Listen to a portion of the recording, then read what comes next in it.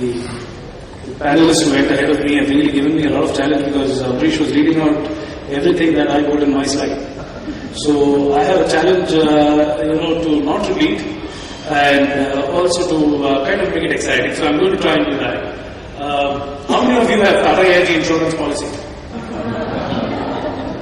Oh, great hand. 2, 3. I think we need to sell better.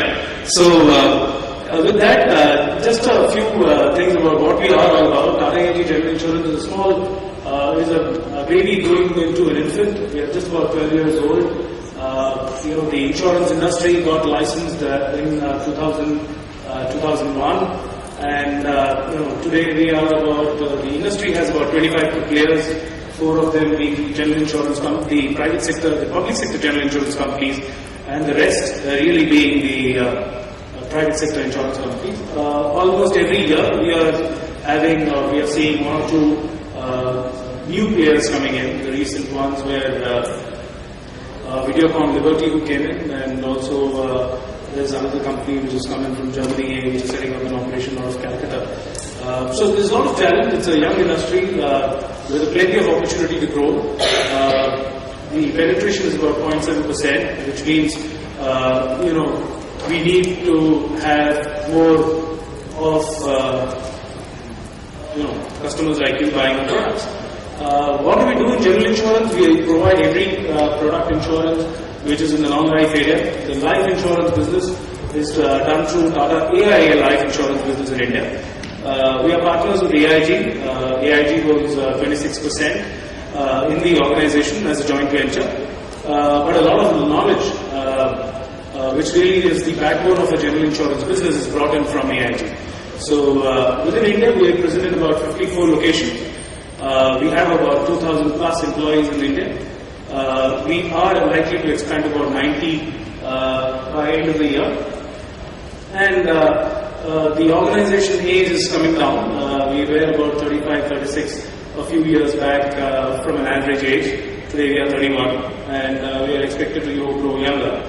I'm proud of the fact that we as an organization have been growing over 30% over the last 8 quarters. It's been an excellent first half year, and we are very proud of that. So with that, I'm just going to move. Why focus on high potentials? I think a lot has been said by Amrish very clearly, but from our perspective, as we are growing, we need to be able to differentiate our products, our offerings, our services from our competition, and that can happen only if we have employees who are constantly involved, engaged, challenging existing products, existing services, existing technology within the organization. So that's the pressure there. Value creation, I think it's one of the most important things that the board as well looks at from our perspective.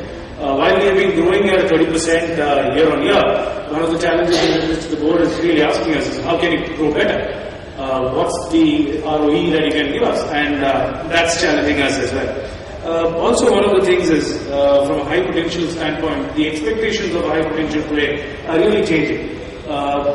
Loyalty factors, I've been in the organization for about 11 years. I wish everyone who comes in really, at least gives me about 4 or 5 years in the industry, but that's not to be seen, and that's changing.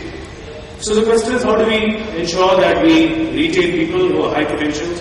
And really, the next slide is going to be a theoretical slide, but I just want to focus on the third point, which is on talent strategies. I think, I believe very strongly that 14 people in HR or 20 people in HR cannot really, identify every single talent within the organization.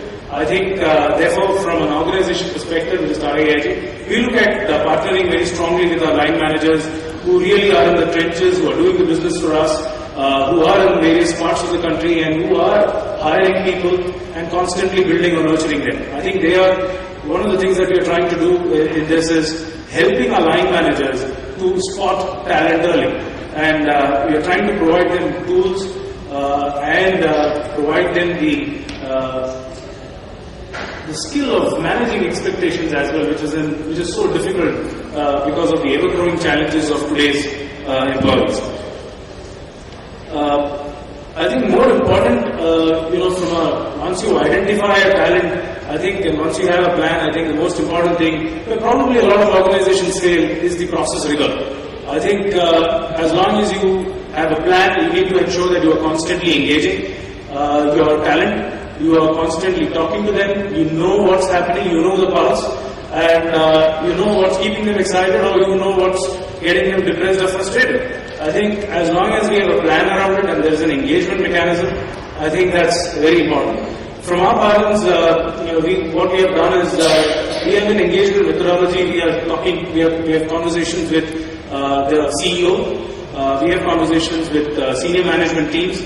These are basically your coffee with current type of modules, which could range from a 45-minute to an hour. Basically, it's an engagement, it's an opportunity to the high potential as well as the leadership team to understand what this individual is capable of doing, what's his concern, what are his challenges, how does he think that we as an organization are growing. So these are conversations. So largely the element is built around touching the employee, telling him that we care, giving him the attention and listening. I think that's the methodology that we follow. The last piece, which is the business outcomes, is clearly linked to the metrics, where we are in the process of creating something. We don't have anything right now, which really says, how has a high potential really translated to greater business. But we know, for example, we have a talent. We have Tata AIG Leadership Academy, which we started about 3 years ago. We have close to about 140 people who are high potentials in the organization. What we do is we engage with these individuals and we have a fast track plan for them. So whenever there is an opportunity for a important role within the organization, we try and look at these high potentials first. So this pool of 140 is very important for me, and we constantly look at people who can actually be part of any of the openings that come in at a manager or above position.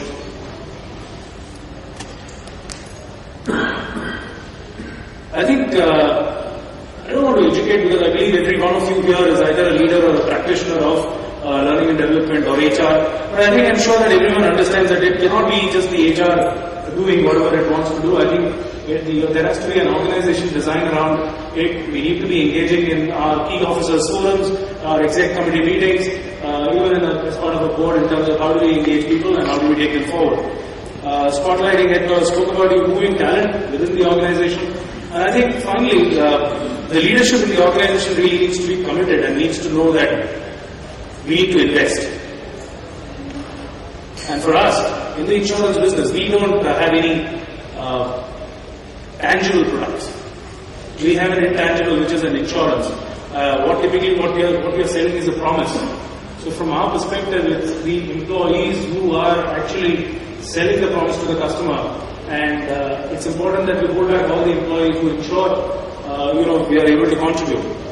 Again, something similar to what Amrish actually mentioned. What do they aspire to? High potentials, greater recognition, greater attention, faster growth, opportunities to learn, excitement in whatever they do, an opportunity to contribute to a lot of larger cause. Overall, I think it's a rewarding career is what they want to. They don't want to be sitting idle in a position for more than 2 years. They want to move. They want to see a change. They want themselves to be challenged. A little bit on Hypos, I think, again, it can be read through. But these are guys who challenge themselves from a perspective. They think that they know themselves. They are willing to learn. They are willing to experiment. They are willing to explore. They are willing to network. They are willing to be a little bit better. Clearly out-of-box thinkers. They are willing to be challenged. And, comfortable with ambiguity. Comfortable with situations in which they really need to solve a problem very quickly. So,